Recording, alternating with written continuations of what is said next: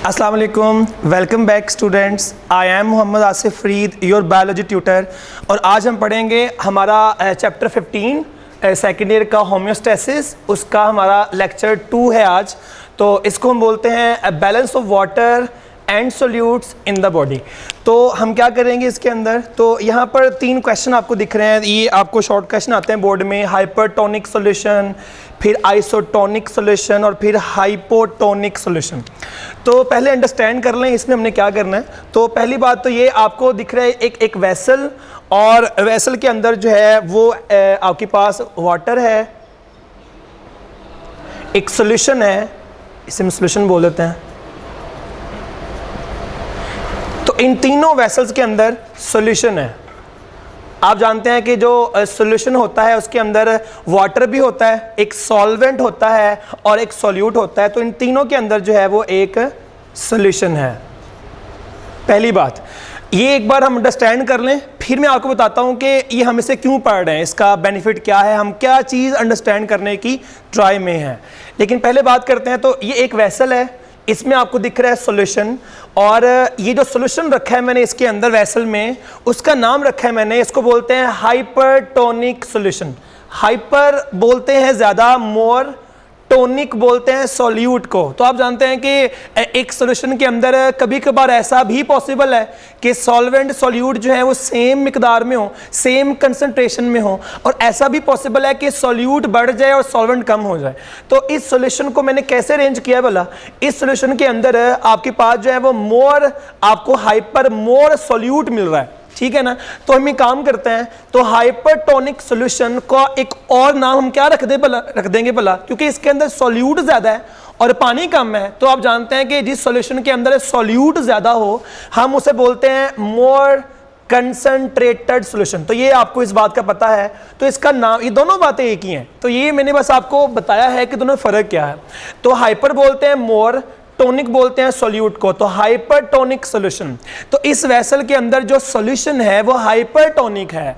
और फिर मैंने यहां पर क्या लिखा है, इसका मतलब क्या बनता है, इसका मतलब ये बनता है कि जो सॉल्यूशन है इसके अंदर, इसको हम बोलेंगे मोर कंसंट्रेटेड सॉल्यूशन, यानी कि ज्यादा साल्ट है इसके अंदर, और इसके अंदर क्या है, पानी कम है, सॉल्वेंट कम है, सॉल्यूट ज्यादा है और वाटर जो है इसके अंदर कम है। अच्छा, हमने क्या करना है, ये तो मैंने ऊपर, ये यहां में लाइन लगा दी है, तो ऊपर मैंने लिखी, जो बातें मैंने ऊपर लिखी है वो सॉल्यूशन के बारे में है। क्या करेंगे हम इस सॉल्यूशन के अंदर एक सेल को छोड़ देंगे। तो यहां मैंने ड्रॉ कर दिया है एक रेड में सेल, रेड सेल मैंने यहां पर ड्रॉ कर दिया है, ठीक है।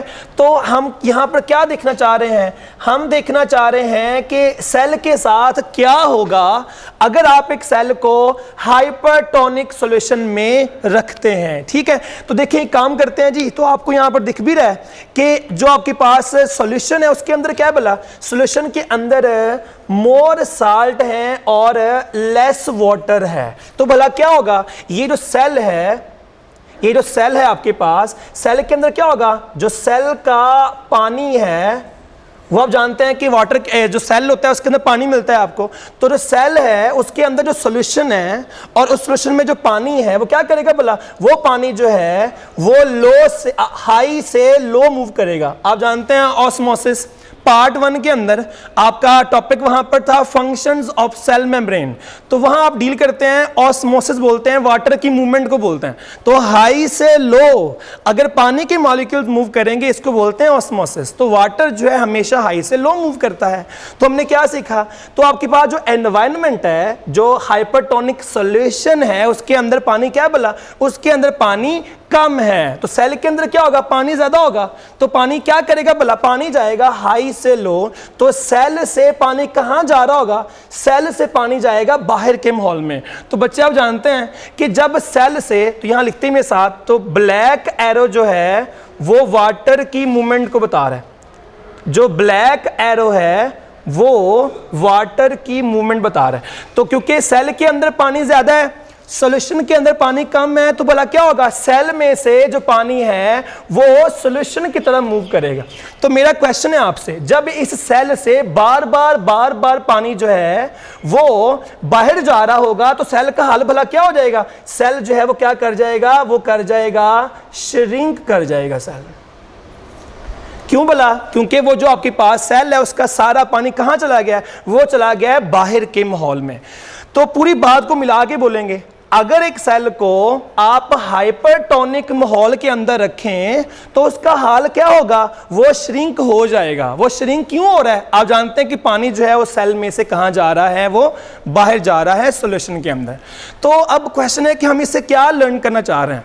तो आपने याद रखना है कि ये जो आपके पास सेल है ना, अगर इसका सेल का पानी बाहर जा रहा है, अगर इस सेल ने खुद को मेंटेन ना किया, अगर इस सेल ने खुद को मेंटेन ना किया तो इसका हाल भला क्या होगा, ये श्रिंक कर जाएगा। तो अगर सेल चाहता है कि मैं श्रिंक ना हूं, मेरी शेप मेंटेन रहे, जैसे कि आप जानते हैं कि पानी के अंदर फिशेस होती हैं, तो अगर वो चाहते हैं कि हम श्रिंक ना हो, हमारी बॉडी मेंटेन रहे, तो उन्हें खुद को वाटर को मेंटेन करना पड़ेगा। ठीक है, आगे चलते हैं। तो जो हमारा नेक्स्ट पॉइंट है, पहले हम बात करेंगे इस वेसल की बात करेंगे। तो यहां भी मैंने वेसल के अंदर ड्रॉ किया है सॉल्यूशन, तो इसको बोलते हैं हाइपोटोनिक सॉल्यूशन। हाइपो का नाम बता रहा है आपको, हाइपो बोलते हैं लेस को, सॉल्यूट्स तो कम है सॉल्यूट्स, हाइपोटोनिक सॉल्यूशन जिसमें सॉल्यूट्स कम है। तो आप जानते हैं कि अगर इसमें सॉल्यूट कम है तो क्या ज्यादा होगा, सॉल्वेंट ज्यादा होगा। तो इसको बोलेंगे डाइल्यूटेड सॉल्यूशन। तो ये मैंने इसका दूसरा नाम लिख दिया। तो पहली बात ये है, दूसरी बात ये है। ठीक है, आगे चलते हैं। इसी बात का मतलब ये बनता है कि इसके अंदर लेस साल्ट है, सॉल्यूट है, और मोर क्या है इसके अंदर, बोला मोर इसके अंदर है वाटर है। तो मैं कहना ये चाह रहा हूं कि जो हाइपोटोनिक सॉल्यूशन होता है उसके अंदर क्या मिलेगा, उसके अंदर मोर वाटर है और लेस सॉल्ट है। वही काम करेंगे इसके अंदर। अगर हम एक सेल को रखें तो क्या होगा, यहां लिखेंगे सेल के बारे में। तो इस केस में क्या होगा, आप जानते हैं कि सॉल्यूशन के अंदर ज्यादा पानी है, तो एनवायरनमेंट के अंदर ज्यादा पानी है, सेल में कम है, तो भला क्या होगा, तो आपके पास जो वाटर है वो बाहर के एनवायरनमेंट से किसके अंदर जाना शुरू कर देगा, सेल के अंदर। और जब सेल के अंदर वाटर आता जाएगा ऑस्मोसिस के जरिए, तो भला क्या होगा, सेल क्या कर जाएगा, सेल जो है वो फूल जाएगा, वो टर्जड कर जाएगा, यानी कि वो स्वेल कर जाएगा। और अगर पानी अंदर आता रहा तो वो फट जाएगा, वो बर्स्ट कर जाएगा। तो फिर मिला के बात बोलेंगे। तो आपने याद रखना है, अगर आप एक सेल को हाइपोटोनिक सॉल्यूशन में रखेंगे तो वो टर्जड हो जाएगा, स्वेल हो जाएगा और वो बर्स्ट कर सकता है। फिर उसी बात को यहां अप्लाई करेंगे।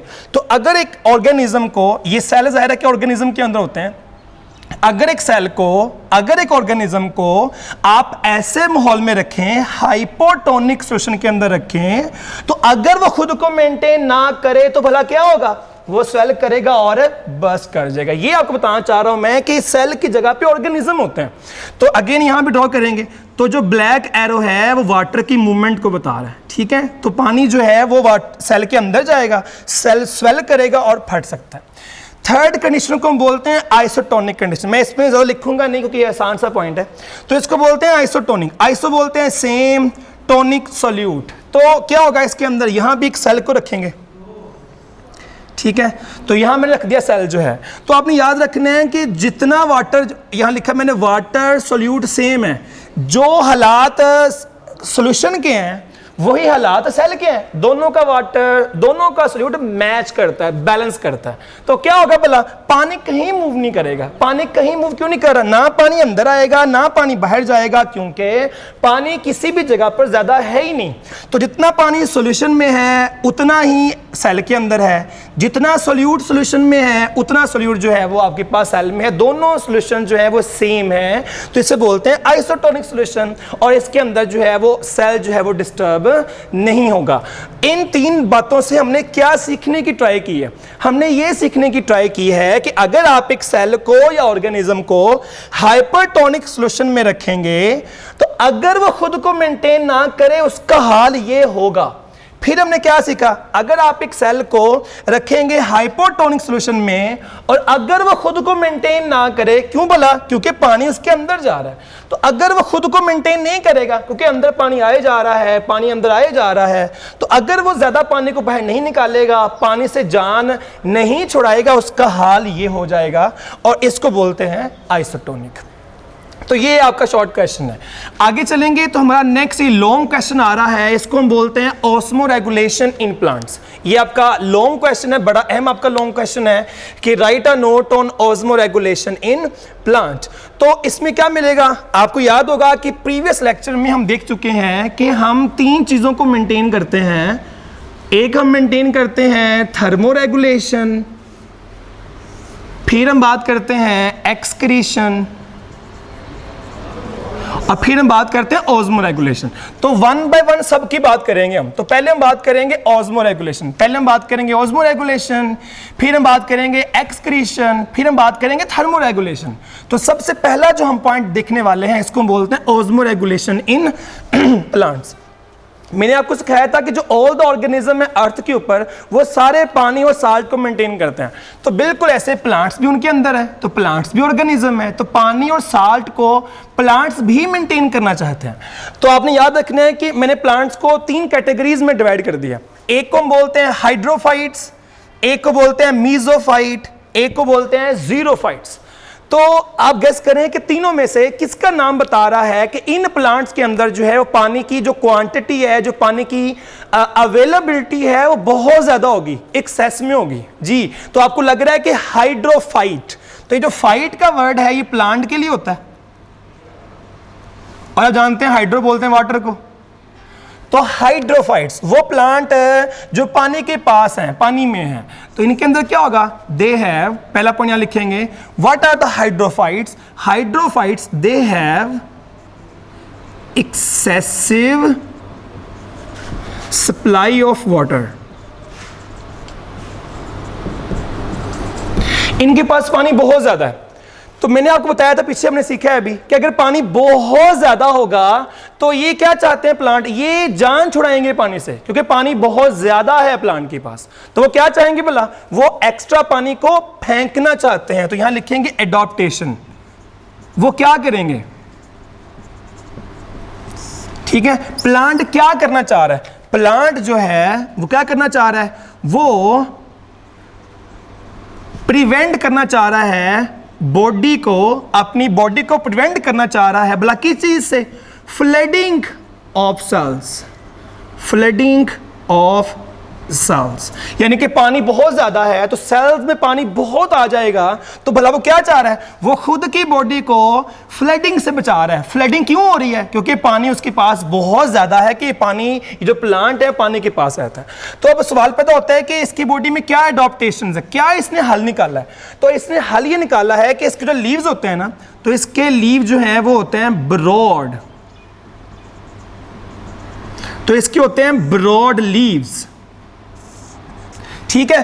तो चौड़े पत्ते होते हैं, जब इसके पत्ते चौड़े होंगे तो क्या होगा भला, ब्रॉड लीव होने की वजह से क्या होगा, इसका जो सरफेस एरिया है वो बढ़ जाएगा। एरो ऊपर जा रहा है तो इसका सरफेस एरिया बढ़ जाएगा। जब सरफेस एरिया बढ़ जाएगा तो भला क्या होगा, इसकी इवेपोरेशन बढ़ जाएगी, ठीक है। तो इसकी इवेपोरेशन बढ़ जाएगी। और साथ ही साथ क्या है इसके अंदर, साथ ही साथ जो है इसके अंदर है मोर स्टोमेटा, और जब मोर स्टोमेटा होंगे इससे क्या होगा, जो ट्रांसपायरेशन है वो क्या होगी भला, ज्यादा स्टोमेटा, क्योंकि स्टोमेटा ज्यादा है तो ज्यादा स्टोमेटा होने की वजह से पानी बहुत ज्यादा उसका उड़ेगा। तो इन दोनों तरीकों से भला क्या होगा, इन दोनों तरीकों की वजह से प्लांट की जान छूट गई है भला किस चीज से, फ्लडिंग ऑफ सेल्स से। पानी से जान छुड़ा ली है इस प्लांट ने ज्यादा स्टोमेटा रख के और ज्यादा ब्रॉड और पतले थिन लीव्स रख के, ठीक है। तो जो लीव्स होते हैं उसके ब्रॉड होते हैं और थिन होते हैं और मोर स्टोमेटा होते हैं। इन बातों से भला क्या होगा, इन बातों की वजह से वो जो आपके पास प्लांट है उसकी जान छूट जाएगी एक्स्ट्रा वाटर से।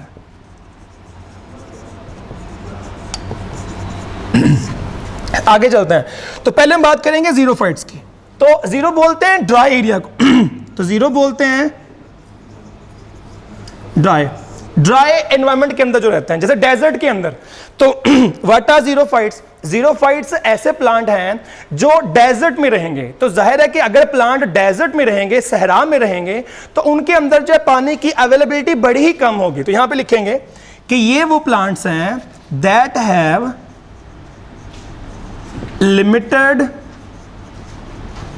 सप्लाई ऑफ वाटर, पानी बड़ा कम है इनके पास।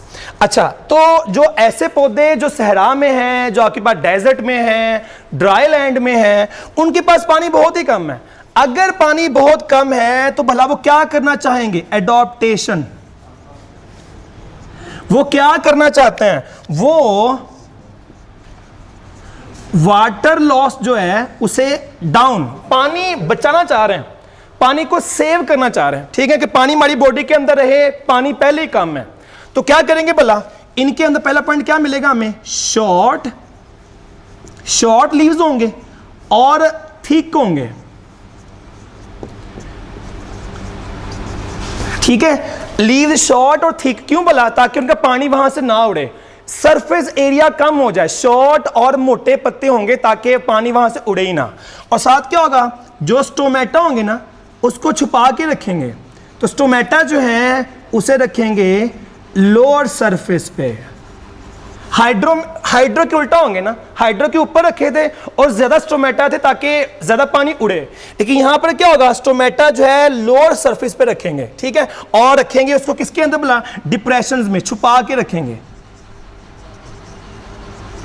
ताकि क्या हो? पानी का लॉस ही ना हो।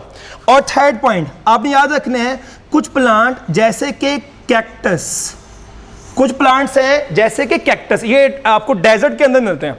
क्या करते हैं? डेजर्ट के अंदर जब बहुत ही कंडीशन ड्राई होती है ना, ड्राई कंडीशन होती है, तो क्या करते हैं? ये अपने पत्ते जो ना फेंक देते हैं, पत्तों को शेड कर देते हैं। तो मैंने क्या लिखा है, जो कैक्टस होते हैं ना वो ड्राई कंडीशन में, सॉइल जब आपके पास बहुत ही एनवायरनमेंट जो है वो ड्राई रहेगा, पानी वगैरह नहीं होगा, तो क्या करते हैं? अपने पत्ते को शेड कर देते हैं। पत्ते शेड क्यों कर रहे हैं? ताकि चक्कर रहे ही ना पानी के खो जाने का, पानी के उड़ जाने का। तो क्या होगा? जब लीव्स ही नहीं होंगे तो वाटर उड़ेगा ही नहीं। तो ऐसा करते हैं वो। क्यों करते हैं ऐसा? ताकि ड्राई सीजन के अंदर प्लांट डैमेज ना हो, प्लांट मरे ना, और प्लांट जो है वो सर्वाइव कर सके। और जब पानी की अवेलेबिलिटी होगी तो फिर से जो है वो नए लीव्स निकाल लेंगे। ठीक है, तो ये आपने याद रखना है पॉइंट। इसको बोलते हैं जीरोफाइट्स। थर्ड कैटेगरी आएगी, इसे बोलते हैं मीजोफाइट्स। तो नाम बता रहा है मॉडरेट, ये दोनों के दरमियान आएंगे। तो व्हाट आर द मीजोफाइट्स? तो मीजोफाइट जो होते हैं इनके अंदर आपको मिलेंगे मॉडरेट सप्लाई ऑफ वाटर।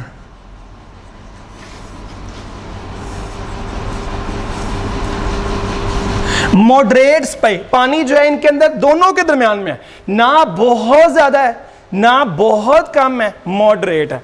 और इनके अंदर क्या होगा फिर? इनके अंदर जो है जो लीव्स होते हैं उनके अंदर आपको मिलते हैं गार्ड सेल्स। और आप जानते हैं कि जो गार्ड सेल्स होते हैं ना, भला क्या करते हैं? गार्ड सेल जो है ना वो opening and closing of stomata को क्या करते हैं? कंट्रोल करते हैं। तो अगर गार्ड सेल जो है वो टर्जिड है तो ये ओपन हो जाएंगे, और जब स्टोमेटा ओपन हो जाएंगे तो पानी उड़ेगा। तो मैं कहना चाह रहा हूं कि मीजोफाइट क्या करते हैं? जब पानी की अवेलेबिलिटी ज्यादा होती है, जब बारिशें होंगी, जब बारिश होती है, जब पानी ज्यादा होता है इनके पास, तो ये गार्ड सेल को टर्जिड करके स्टोमेटा को ओपन करते हैं और वाटर को उड़ाते हैं।